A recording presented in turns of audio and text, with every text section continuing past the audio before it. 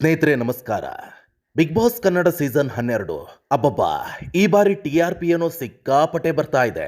ಆದರೆ ಜನರಿಗೆ ಮಾತ್ರ ಸಮಾಧಾನ ಇಲ್ಲ. ಯಾಕೆ ಗೊತ್ತಾ?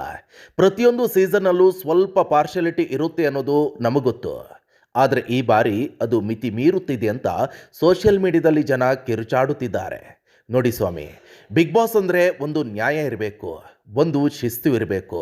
ಆದರೆ ಈ ಸೀಸನ್ ಆರಂಭದಿಂದ ಇಲ್ಲಿಯ ತನಕ ನೋಡಿದರೆ ಬಿಗ್ ಬಾಸ್ ಟೀಮ್ ಯಾವುದೋ ಒಬ್ಬ ವ್ಯಕ್ತಿಯನ್ನೇ ವಿನ್ ಮಾಡಿಸ್ಬೇಕು ಅಂತ ಫಿಕ್ಸ್ ಆದಂತೆ ಕಾಣ್ತಾ ಇದೆ.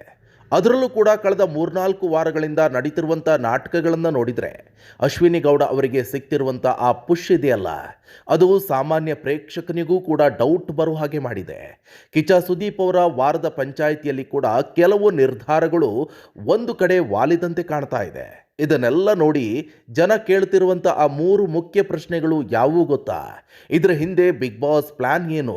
ಇವತ್ತು ಇದರ ಬಗ್ಗೆನೇ ಕಂಪ್ಲೀಟ್ ಡೀಟೇಲ್ಸನ್ನು ಕೊಡ್ತೀನಿ. ಅದಕ್ಕೂ ಮುಂಚೆ ನಮ್ಮ ಚಾನಲ್ಗೆ ಹೊಸಬರಾಗಿದ್ದಲ್ಲಿ ದಯವಿಟ್ಟು ನಮ್ಮ ಯೂಟ್ಯೂಬ್ ಚಾನಲನ್ನು ಸಬ್ಸ್ಕ್ರೈಬ್ ಮಾಡಿಕೊಳ್ಳಿ, ಫೇಸ್ಬುಕ್ನಲ್ಲಿ ಫಾಲೋ ಆಗಿ. ಪ್ರಿಯ ವೀಕ್ಷಕರೇ, ಮೊದಲನೇದಾಗಿ ಆ ಫ್ಯಾಮಿಲಿ ವೀಕ್ ನೆನಪು ಮಾಡಿಕೊಳ್ಳಿ. ಮನೆಯವರೆಲ್ಲ ಬಂದು ತಮಗೆ ಇಷ್ಟವಾದ ಸ್ಪರ್ಧಿಗಳಿಗೆ ವೋಟನ್ನು ಹಾಕಬೇಕಾಗಿತ್ತು. ಇದು ನಿಜವಾದ ಜನಪ್ರಿಯತೆ ಅಳಿಯೋಕೆ ಇದ್ದಂಥ ದೊಡ್ಡ ಚಾನ್ಸ್ ಆಗಿತ್ತು. ಅಲ್ಲಿ ಏನಾಯ್ತು ಗೊತ್ತಾ? ಗಿಲ್ಲಿ ನಟ ಅವರಿಗೆ ಮನೆಯವರೆಲ್ಲ ಸೇರಿ ಸಪೋರ್ಟ್ ಮಾಡಿದರು. ಅವರಿಗೆ ಅತಿ ಹೆಚ್ಚು ವೋಟ್ ಕೂಡ ಬಂತು. ಆದರೆ ಅಶ್ವಿನಿ ಗೌಡ ಅವರಿಗೆ ಬಂದಿದ್ದು ಬರೀ 2 ವೋಟು.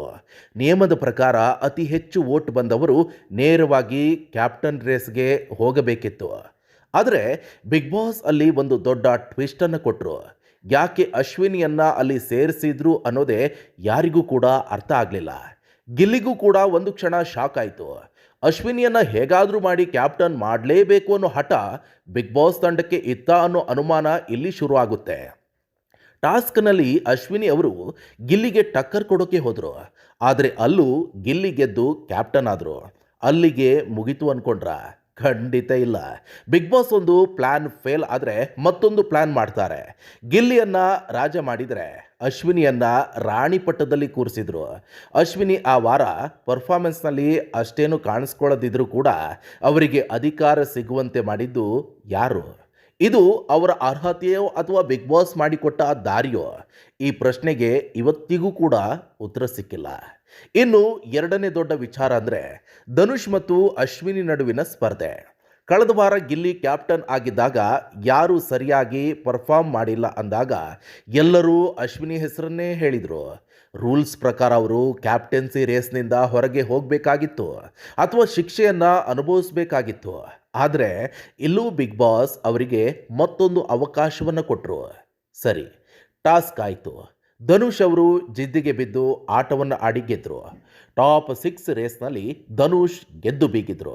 ಆದರೆ ವೀಕೆಂಡ್ನಲ್ಲಿ ಕಿಚ್ಚ ಸುದೀಪ್ ಅವರು ಬಂದಾಗ ಏನಾಯಿತು? ಯಾರು ಗೆದ್ರೋ ಅವರ ಬಗ್ಗೆ ಮೆಚ್ಚುಗೆಯ ಮಾತುಗಳೇ ಇಲ್ಲ. ರಾಶಿಕಾ ಶೆಟ್ಟಿ ಕೂಡ ಅದ್ಭುತವಾಗಿ ಪ್ರಯತ್ನವನ್ನು ಪಟ್ಟಿದ್ರು.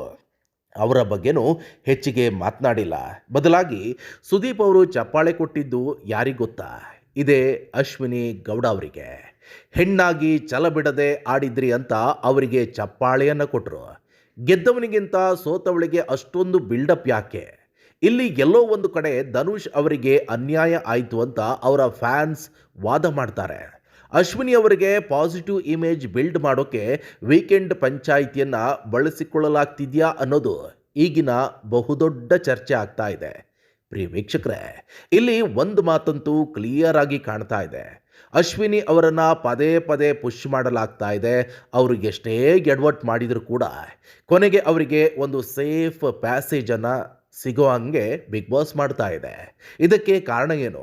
ಅವರ ಹಿಂದೆ ಇರುವಂಥ ಸಪೋರ್ಟ್ ಅಂಥದ್ದ, ಅಥವಾ ಬಿಗ್ ಬಾಸ್ ಮನೆಯಲ್ಲಿ ಒಬ್ಬ ಮಹಿಳಾ ಸ್ಪರ್ಧಿ ಫಿನಾಲೆಗೆ ಇರಲೇಬೇಕು ಅನ್ನೋ ಲೆಕ್ಕಾಚಾರನ? ಅಶ್ವಿನಿ ಅರ್ಹರಲ್ಲ ಅಂತ ಯಾರೂ ಕೂಡ ಹೇಳ್ತಿಲ್ಲ. ಆದರೆ ಉಳಿದವರಿಗಿಂತ ಅವರಿಗೆ ಯಾಕೆ ಸ್ಪೆಷಲ್ ಟ್ರೀಟ್ಮೆಂಟ್? ಧ್ರುವಂತ್ ಆಗಿರ್ಬೋದು, ಧನುಷ್ ಆಗಿರ್ಬೋದು, ಅಥವಾ ರಾಶಿಕಾ ಇರಬಹುದು, ಇವರ ಕಷ್ಟ ಯಾಕೆ ಬಿಗ್ ಬಾಸ್ಗೆ ಕಾಣಿಸ್ತಾ ಇಲ್ಲ? ಈಗೆಲ್ಲ ಪ್ರಶ್ನೆಗಳಿಗೆ ಸದ್ಯಕ್ಕಂತೂ ಉತ್ತರ ಸಿಗೋದು ಬಹುದೊಡ್ಡ ಕಷ್ಟ.